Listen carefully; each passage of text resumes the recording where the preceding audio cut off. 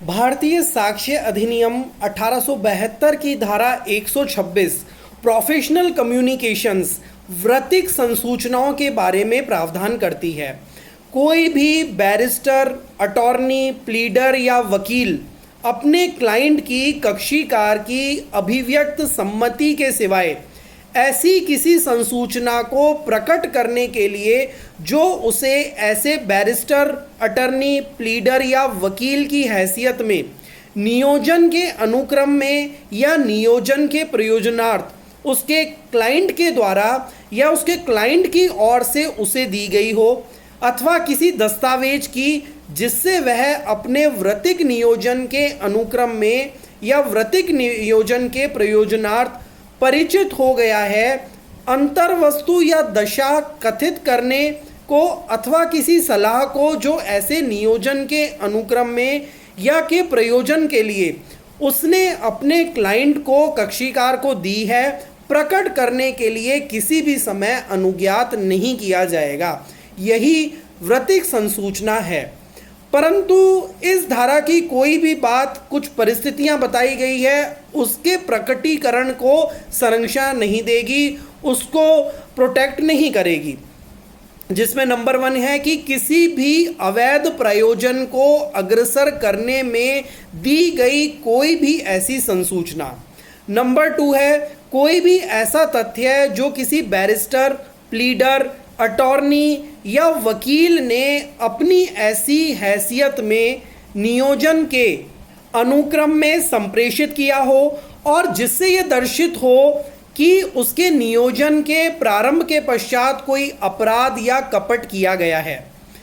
इस धारा में आगे ये बताया गया है कि यह तत्वहीन है कि ऐसे बैरिस्टर, प्लीडर, अटॉर्नी या वकील का ध्यान ऐसे तथ्य के प्रति उसके क्लाइंट के द्वारा या उसकी ओर से आकर्षित किया गया था या नहीं। इस धारा में स्पष्टीकरण दिया गया है कि इस धारा में जो कथित बाध्यता है, जो वृत्तिक संसूचना के प्रकटीकरण से संरक्षण वाली बात है, वो उस नियोजन के अवसित हो जाने के उपरांत भी बनी रहती है। अर्थात वकील, बैरिस्टर, प्लीडर, अटॉर्नी और क्लाइंट का जो संबंध है वो अगर समाप्त हो गया है तो भी ये धारा 126 में जो संरक्षण है वो बना रहेगा। इस धारा में कुछ दृष्टांत दिए गए हैं, वो दृष्टांत महत्वपूर्ण है। दृष्टांत नंबर 1 वो कहता है कि कक्षीकार क्लाइंट ए अटॉर्नी बी से कहता है कि मैंने कूट रचना की है और मैं चाहता हूं कि आप मेरी प्रतिरक्षा करें, आप मेरी डिफेंस करें। यह संसूचना प्रकटन से संरक्षित है क्योंकि ऐसे व्यक्ति की प्रतिरक्षा आपराधिक प्रयोजन नहीं है जिसका दोषी होना ज्ञात हो। Because as the defence of a man known to be guilty is not a criminal purpose, this communication is protected from disclosure under section 126। दूसरा दृष्टांत है क्लाइंट ए अटॉर्नी बी से कहता है कि मैं संपत्ति पर कब्जा कूट रचित विलेख के उपयोग के द्वारा अभिप्राप्त करना चाहता हूं और इस आधार पर वाद लाने की मैं आपसे प्रार्थना करता हूं। यह संसूचना आपराधिक प्रयोजन के अग्रसर करने में की गई होने से प्रकटन से संरक्षित नहीं है। This communication being made in furtherance of a criminal purpose is not protected from disclosure. दृष्टांत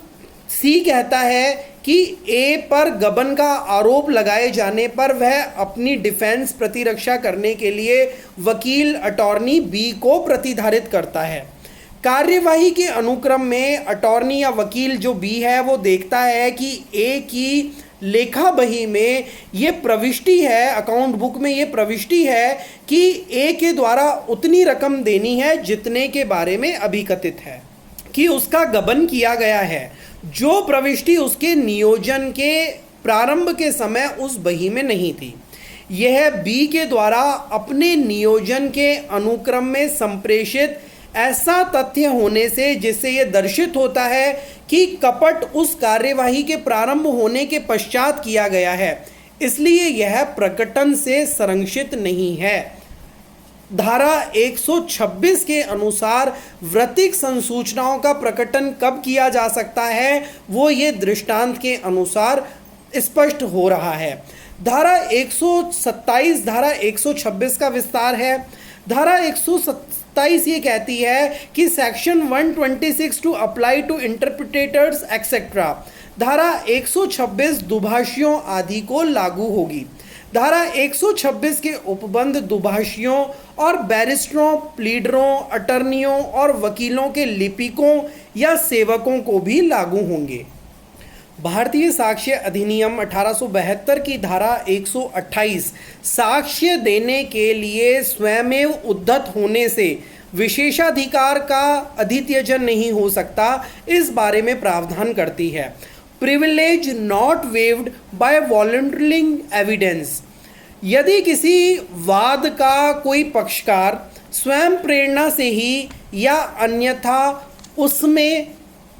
साक्ष्य देता है तो यह न समझा जाएगा कि तद द्वारा उसने ऐसे प्रकटन के लिए, जैसा धारा 126 में वर्णित है, सम्मति दे दी है, तथा यदि किसी वाद या कार्यवाही का कोई पक्षकार ऐसे किसी बैरिस्टर, प्लीडर, अटॉर्नी या वकील को साक्षी के रूप में बुलाता है तो यह कि उसने ऐसे प्रकटन के लिए अपनी सम्मति दे दी है केवल तभी समझा जाएगा जबकि वह ऐसे बैरिस्टर, अटर्नी या वकील से उन बातों के बारे में प्रश्न करे जिनके प्रकटन के लिए वह ऐसे प्रश्नों के अभाव में स्वाधीन न होता। धारा 129 विधि सलाहकारों से गोपनीय संसूचनाओं, confidential communication with legal adviser के बारे में प्रावधान करती है, जिसके अनुसार कोई भी व्यक्ति किसी गोपनीय संसूचना को जो उसको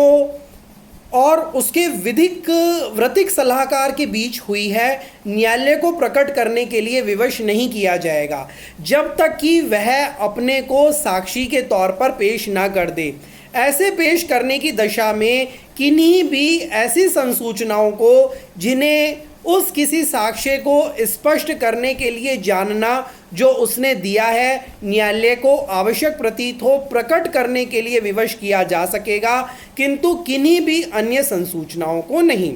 धारा 130 के अनुसार जो साक्षी पक्षकार नहीं है उसके हक विलेखों का पेश किया जाना। कोई भी साक्षी जो वाद का पक्षकार नहीं है किसी संपत्ति संबंधी अपने हक विलेखों या किसी ऐसी दस्तावेज को जिसके बल पर वह गिरवीदार या बंधकदार के रूप में कोई संपत्ति धारण करता है या किसी दस्तावेज को जिसका पेशकरण उसे अपराध में फंसाने की प्रवृत्ति रखता है, पेश करने के लिए विवश नहीं किया जाएगा जब तक कि उसने ऐसे विलेखों के पेशकरण की इप्सा रखने वाले व्यक्ति के साथ या ऐसे किसी व्यक्ति के साथ जिससे व्युत्पन्न अधिकार के अधीन वह व्यक्ति दावा करता है, उन्हें पेश करने का लिखित करार ना कर लिया हो। धारा 131 ऐसे दस्तावेजों या इलेक्ट्रॉनिक अभिलेखों का पेश किए जाना जिन्हें कोई दूसरा व्यक्ति जिसका उन पर कब्जा है पेश करने से इनकार कर सकता था के पेशकरण के संबंध में प्रावधान करती है कि कोई भी व्यक्ति अपने कब्जे में की ऐसी दस्तावेज या अपने नियंत्रण वाले इलेक्ट्रॉनिक अभिलेखों को पेश करने के लिए जिनको पेश करने के लिए कोई अन्य व्यक्ति यदि वे उसके कब्जे या नियंत्रण में होते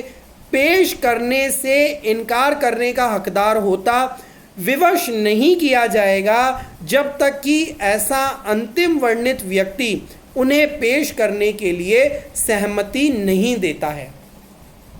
भारतीय साक्ष्य अधिनियम 1872 की धारा 132 एक महत्वपूर्ण नियम का प्रावधान करती है। धारा 132 के अनुसार कि इस आधार पर कि उत्तर उसे अपराध में फंसाएगा, साक्षी उत्तर देने से क्षम्य न होगा। Witness not excused from answering on ground that answer will criminate। कि कोई साक्षी किसी वाद या किसी सिविल या दांडिक कार्यवाही में विवादक विषय से सुसंगत किसी विषय के बारे में किए गए किसी प्रश्न का उत्तर देने से इस आधार पर क्षम्य नहीं होगा, इस आधार पर माफी योग्य नहीं होगा कि ऐसे प्रश्न का उत्तर ऐसे साक्षी को अपराध में फंसाएगा या उसकी प्रकृति प्रवृत्ति प्रत्यक्षता या परोक्षता अपराध में फंसाने की होगी, अथवा वह ऐसे साक्षी को किसी किस्म की शास्ति या समापहरण के लिए उच्छन्न करेगा या उसकी प्रवृत्ति प्रत्यक्षता या परोक्षता उच्छन्न करने की होगी। इसमें एक परंतु दिया गया है कि परंतु ऐसा कोई भी उत्तर जिसे देने के लिए कोई साक्षी विवश किया जाएगा उसे गिरफ्तारी या अभियोजन के अध्ययन नहीं करेगा और न ऐसे उत्तर के द्वारा मिथ्या साक्ष्य देने के लिए अभियोजन में के सिवाय वह उसके विरुद्ध किसी दंडिक कार्यवाही में साबित किया जाएगा। धारा 133 अकम्प्लाइज सह अपराधी के बारे में प्रावधान करती है कि सह अपराधी अभियुक्त व्यक्ति के विरुद्ध सक्षम साक्षी होगा और कोई भी दोष सिद्धि केवल इसलिए अवैध नहीं है कि वह किसी सह अपराधी के असंपुष्ट परिसाक्ष्य के आधार पर की गई है। An accomplice shall be a competent witness against an accused person and a conviction is not illegal merely because it proceeds upon the uncorroborated testimony of an accomplice। धारा 134 में साक्षियों की संख्या नंबर ऑफ विटनेस के बारे में एक बताया गया है कि किसी मामले में किसी तथ्य को साबित करने के लिए साक्षियों की कोई विशिष्ट संख्या अपेक्षित नहीं है। अर्थात भारतीय साक्ष्य अधिनियम के अनुसार किसी मामले में किसी बात को साबित करने के लिए साक्षियों की कोई संख्या विहित नहीं की गई है। ये प्रत्येक मामले के